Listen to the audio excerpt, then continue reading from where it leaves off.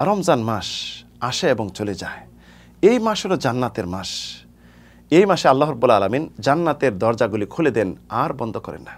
আল্লাহ রাব্বুল আলামিনের পক্ষ থেকে বিশেষ দয়ায় আহ্বান করে, ইয়া বাগিয়াল খায়রে আকবিল, ইয়া বাগিয়া শাররে আকসির, ওয়ালিল্লাহি ইউতাকাউ মিনান নার।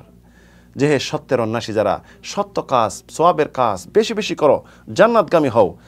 আর যারা অসত্য কাজে লিপ্ত যারা রয়েছে, পাপে জড়িত রয়েছে, পাপ থেকে তোমরা বিরত থাকো। আল্লাহ রাব্বুল আলামিন রমজানের রাত্রিগুলিতে অনেক মানুষকে জাহান্নাম থেকে মুক্তি দিয়ে থাকেন। আমরা দেখা যায় এই মাসে রমজানে রোজা রাখি, সওয়াব অর্জন করি, আবার রাত্রিতে এমন কাজ করি সব পরে সারকার হয়ে যায়।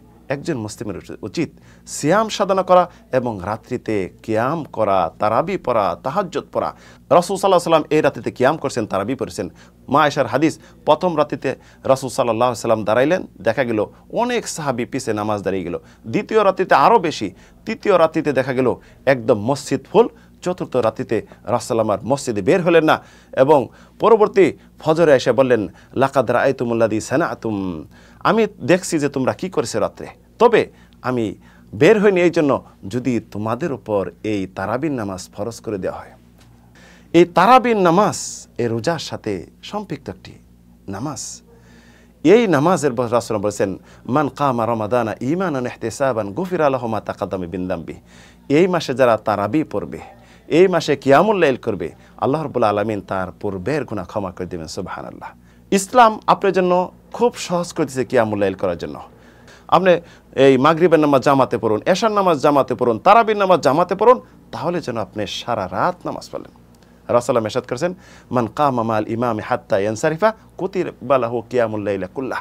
তথা কেউ যদি ইমামের সাথে তারাবি পড়ল শেষ পর্যন্ত, আল্লাহ রাব্বুল আলামিন তার জন্য সম্পূর্ণ রাত নফল নামাজের সওয়াব লিখে দেবেন। এই রাত্রি, এই রমজানের রাত্রিতে আল্লাহ রাব্বুল আলামিন দোয়া কবুল করে থাকেন। আল্লাহ রাব্বুল আলামিনের কাছে আপনার অভিযোগগুলি বলুন, আপনার সমস্যাগুলি বলুন, আপনার মনের যেগুলি ভাবনা পেশ করুন, আল্লাহ রাব্বুল আলামিন আপনার কথা শুনবেন, আপনার গুনাহ মাফ করবেন। তাই প্রিয় রোজাদার ভাই বোনের, আসুন আমরা এই রমজানের রাত্রিতে আমরা কিয়ামুল লাইল করি এবং আমরা আল্লাহ রাব্বুল আলামিনের কাছে আমাদের সমস্যাগুলি দূরে উঠে আল্লাহর কাছে আমরা সমাধান নেই। আল্লাহ রাব্বুল আলামিন তৌফিক দিন। আমিন, আল্লাহুম্মা আমিন।